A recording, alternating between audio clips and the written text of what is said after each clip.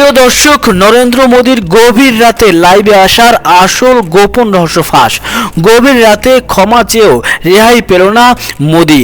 নিজের গদি বাঁচাতে হঠাৎ সবাইকে অবাক করে দিয়ে গভীর রাতে লাইভে নরেন্দ্র মোদী ভিডিও বার্তায় যা বললেন তাতে যেন ঘুমন্ত অগ্নিগিরি আবারও জেগে উঠল। ভিডিও বার্তার পর ফের উত্তাল আবারও সমগ্র ভারত। দর্শক, গভীর রাত, ঘড়ির কাঁটায় তখন 1:30।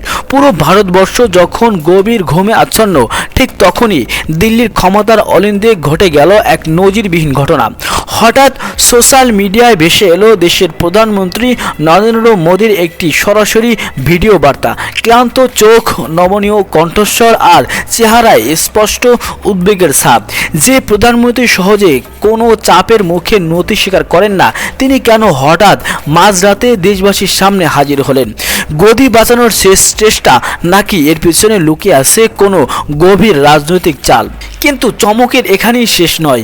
মোদিজির এই মাঝরাতের ভিডিও বার্তার কয়েক ঘন্টার ব্যবধানে ঘটল আরেকটি অবিশ্বাস্য ঘটনা। লাদাখের অধিকার আর প্রশ্ন ফাঁসের বিচার চেয়ে টানা 26 দিন ধরে অমরণ অনশনে থাকা বিখ্যাত সমাজকর্মী সোনম ওয়াংচুক হঠাৎ করে অনশন ভেঙে ফেললেন। যেখানে গোটা দেশ ভাবছিল ওয়াংচুকের এই আন্দোলন মোদী সরকারকে চরম বিপদে ফেলবে, সেখানে হঠাৎ কেন তিনি অনশন ভাঙলেন? এর পেছনে কি পর্দার আড়ের কোনো গোপন চুক্তি কাজ করছে? এদিকে প্রধানমন্ত্রীর এই আকুল আবেদনের পরও শান্ত হওয়া তো দূরের কথা, আন্দোলনকারীরা সাফ জানিয়ে দিয়েছেন ক্ষমা চেয়েও রেহাই পাবেন না মোদী। যতক্ষণ না আন্দোলনকারীদের দেওয়া 3টি চূড়ান্ত শর্ত পূরণ হচ্ছে, ততক্ষণ রাজপথ ছাড়ার প্রশ্নই আসে না। মাঝরাতে ঠিক কি ঘটেছিল দিল্লির দরবারে? কেন হঠাৎ সোনম ওয়াংচুক অনশন ভাঙলেন? আর কি সেই 3টি শর্ত যা না মানলে রাজপথ ছাড়বে না ছাত্র সমাজ?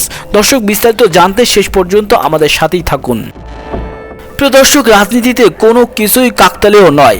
বিশেষ করে দেশের প্রধান যখন মাঝরাতে দেশবাসীর উদ্দেশ্যে লাইভে আসেন, তখন বুঝতে হবে জল অনেক দূর গড়িয়েছে। বিগত কয়েক সপ্তাহ ধরে ভারতের জেনজি শিক্ষার্থী ও চাকরি প্রত্যাশীরা প্রশ্নপত্র ফাঁস এবং শিক্ষা ব্যবস্থার অনিয়মের বিরুদ্ধে যে ঐতিহাসিক আন্দোলন গড়ে তুলেছেন, তা এক কথায় মোদী সরকারের ভিত কাঁপিয়ে দিয়েছে। দিল্লির যন্তর মন্তরে আন্দোলনরত শিক্ষার্থীদের উপর পুলিশি লাঠিচার্জ এবং কাঁদানে গ্যাস ব্যবহারের পর পরিস্থিতি সম্পূর্ণ নিয়ন্ত্রণের বাইরে চলে যায়। ভারতের অন্তত 17টি মেট্রো স্টেশন সাময়িকভাবে বন্ধ করতে হয়েছে। সংসদের ভিতরে বিরোধী দলগুলো একজোট হয়ে ব্যানার নিয়ে বিক্ষোভ করেছে, যার ফলে সংসদ অধিবেশন দফায় দফায় মুলতবি হচ্ছে। আন্তর্জাতিক মহলেও ভারতের শিক্ষা ব্যবস্থার এই কেলেঙ্কারি নিয়ে আলোচনা শুরু হয়েছে। গোয়েন্দা রিপোর্টে আভাস ছিল যে এই ছাত্র আন্দোলন যে কোনো মুহূর্তে দেশব্যাপী একটি গণ অভ্যুত্থানের রূপ নিতে পারে। নিজের রাজনৈতিক অবস্থান ধরে রাখতে, ক্ষুদ্র তরুণ প্রজন্মকে শান্ত করতে এবং মোক্ষম জনরোষ থেকে গদি বাঁচাতে প্রধানমন্ত্রী নরেন্দ্র মোদী এই ব্যতিক্রমী পথ বেছে নেন। তিনি ভালো করেই জানেন, দেশের যুব সমাজ যদি একবার সম্পূর্ণ হাত ছাড়া হয়ে যায়, তবে কোনো চাণক্য নীতি দিয়েই ক্ষমতা টিকিয়ে রাখা সম্ভব নয়। আর ঠিক এই কারণেই গভীর রাতে তড়িঘড়ি করে দেশের যুব সমাজের উদ্দেশ্যে সরাসরি বার্তা দেওয়ার সিদ্ধান্ত নেন নরেন্দ্র মোদী। দর্শক, এবার আসা যাক সবচেয়ে বড় প্রশ্নে। 3 মিনিটের সেই রহস্যময় ভিডিও বার্তায় আসলে কি বললেন নরেন্দ্র মোদী? মোদীজি তার বক্তব্যে মূলত 3টি বড় চাল চেলেছেন।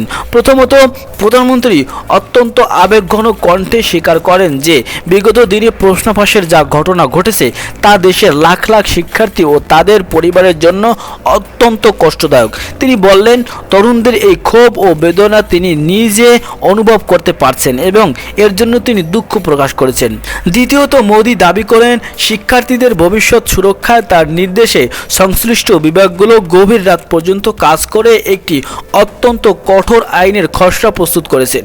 এই আইনের আওতায় প্রশ্ন ফাঁস চক্রের দ্রুত বিচারের জন্য ফাস্ট ট্র্যাক আদালত গঠন করা হবে এবং অপরাধীদের সর্বোচ্চ শাস্তির ব্যবস্থা করা হবে।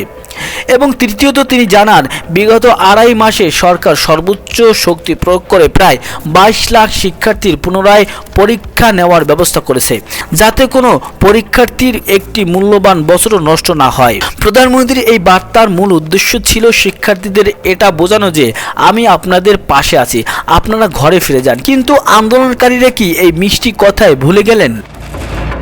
দর্শক, ভিডিও বার্তার পরপরই যে ঘটনাটি পুরো ভারতবর্ষকে সবচেয়ে বেশি অবাক করেছে তা হলো সমাজকর্মী সোনম ওয়াংচুকের হঠাৎ অনশন ভাঙ্গার সিদ্ধান্ত। টানা 26 দিন ধরে লাদাখের অধিকার এবং প্রশ্ন ফাঁসের বিচারের দাবিতে এই লৌহমানব অমরণ অনশন চালিয়ে যাচ্ছিলেন। তার এই অনশন মোদী সরকারের জন্য একটি বড় মাথা ব্যথার কারণ হয়ে দাঁড়িয়েছিল। কিন্তু মোদীর লাইভ বার্তার ঠিক পরেই হঠাৎ এমন কি ঘটল যে সোনম ওয়াংচুক তার 26 দিনের অনশন ভেঙে ফেললেন? এর পেছনের আসল রহস্য কি? ইনসাইড সোর্স এবং রাজনৈতিক বিশ্লেষকদের মতে এর পিছনে রয়েছে সরকারের একটি বড় মাস্টার স্ট্রোক ও গোপন সমঝোতা। প্রথমত, গভীর রাতের ভিডিও বার্তায় মোদী যখন প্রশ্ন ফাঁসের বিরুদ্ধে নতুন বিল আনার ঘোষণা দেন, ঠিক তার পরপরই সরকারের সর্বোচ্চ পর্যায়ের একটি প্রতিনিধি দল সোনম ওয়াংচুকের সাথে যোগাযোগ করে সরকারের পক্ষ থেকে তাকে লিখিত এবং আনুষ্ঠানিক আশ্বাস দেওয়া হয়েছে যে সোমবার থেকে শুরু হতে যাওয়া সংসদ অধিবেশনে লাদাখের বিশেষ স্বায়ত্তশাসনের দাবি এবং প্রশ্ন ফাঁসের বিষয়টি নিয়ে বিশেষ গুরুত্ব দিয়ে আলোচনা করা হবে। দ্বিতীয়ত, সোনম ওয়াংচুক নিজে জানিয়েছেন সরকার তাদের দাবিগুলো নীতিগতভাবে মেনে নেওয়ায় এবং সংসদে তা তোলার স্পষ্ট প্রতিশ্রুতি দিয়েছেন।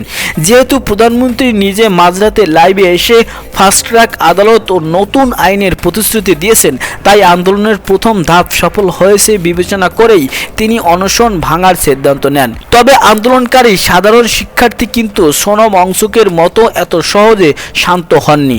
ওয়াংচুক অনশন ভাঙলেও রাজপথের ছাত্ররা মোদীর ভিডিও বার্তার পর আরো ক্ষিপ্ত হয়ে উঠেছেন। নরেন্দ্র মোদী হয়তো ভেবেছিলেন সোনম ওয়াংচুকের অনশন ভাঙার পর এবং তার নিজের আবেগঘন বার্তার পর ছাত্ররা ঘরে ফিরে যাবে, কিন্তু হলো তার ঠিক উল্টো। আন্দোলনকারীরা জেনজি শিক্ষার্থীরা মোদীর এই মধ্যরাতের বার্তাকে আইওয়াশ বা রাজনৈতিক নাটক বলে প্রত্যাখ্যান করেছেন। লোকসভার বিরোধী দলীয় নেতা রাহুল গান্ধীও তীব্র আক্রমণ করে বলেছেন গভীর রাতের এই ফাঁকা বার্তা দিয়ে শিক্ষার্থীদের বুদ্ধিমত্তাকে অপমান করা হচ্ছে। আন্দোলনকারীরা দিল্লির রাজপথ স্তব্ধ করে দিয়ে সরকারের সামনে 3টি কঠোর ও অকট্ট শর্ত ছড়িয়ে দিয়েছেন। তারা সাফ জানিয়ে দিয়েছেন এই 3টি দাবি অক্ষরে অক্ষরে না মানা পর্যন্ত তারা এক চুলও নড়বেন না। প্রথমত, ভারতের কেন্দ্রীয় শিক্ষামন্ত্রী ধর্মেন্দ্র প্রধানকে অবিলম্বে তার পদ থেকে বরখাস্ত করতে হবে। শিক্ষার্থীদের দাবি এত বড় অনিয়মের দায় শিক্ষামন্ত্রীকে নিতেই হবে। শুধু উচ্চশিক্ষা সচিবকে বদল করে আসল অপরাধীদের আড়াল করা যাবে না। দ্বিতীয়ত, আন্দোলনের সময় দেশের বিভিন্ন প্রান্তে নিরীহ ছাত্রছাত্রীদের উপর যে নির্মম নির্যাতন চালানো হয়েছে, লাঠিচার্জ করা হয়েছে, তার সুষ্ঠু তদন্ত করতে হবে। যে সমস্ত পুলিশ কর্মকর্তা বা কর্তৃপক্ষ এই বল প্রয়োগের নির্দেশ দিয়েছেন তাদের চিহ্নিত করে চাকরি থেকে বরখাস্ত এবং আইনি শাস্তি দিতে হবে। এবং তৃতীয়ত, এই আন্দোলনে যেসব শিক্ষার্থীর ভবিষ্যৎ চিরতরে অন্ধকারের মুখে পড়েছে, যারা গুরুতর আহত হয়ে হাসপাতালে চিকিৎসাধীন কিংবা আন্দোলনের মানসিক চাপে যারা চরম পথ বেছে নিয়েছেন, তাদের পরিবারকে রাষ্ট্রীয়ভাবে বড় অঙ্কের আর্থিক ক্ষতিপূরণ দিতে হবে। একই সাথে ক্ষতিগ্রস্ত শিক্ষার্থীদের পড়াশোনা ও ক্যারিয়ারের সম্পূর্ণ দায়িত্ব সরকারকে নিতে হবে। দর্শক, একটি দেশের আসল মেরুদণ্ড হলো তার তরুণ সমাজ, তার ছাত্র সমাজ। আজ ভারতের মেধাবী ছাত্রছাত্রীরা যখন নিজেদের অধিকারের জন্য একটি স্বচ্ছ ও দুর্নীতিমুক্ত পরীক্ষার দাবির জন্য রাস্তায় নামেন, তখন তাদের উপর এই ধরনের বল প্রয়োগ কোনোভাবেই মেনে নেওয়া যায় না। বহু শিক্ষার্থীর ভবিষ্যৎ আজ অন্ধকারের মুখে। প্রধানমন্ত্রী নরেন্দ্র মোদী ফাস্ট ট্র্যাক আদালতের কথা বলেছেন, নতুন আইনের কথা বলেছেন, কিন্তু প্রশ্ন হলো যে ক্ষত ইতিমধ্যে তৈরি হয়ে গেছে তাকে শুধু আইনের খসড়া দিয়ে মুছে ফেলা সম্ভব? যে মায়েরা তাদের সন্তানদের রাজপথে রক্তাক্ত হতে দেখেছেন তাদের চোখের জলের জবাব কে দেবে? আন্দোলনকারীদের ক্ষোভ ঠিক এখানেই।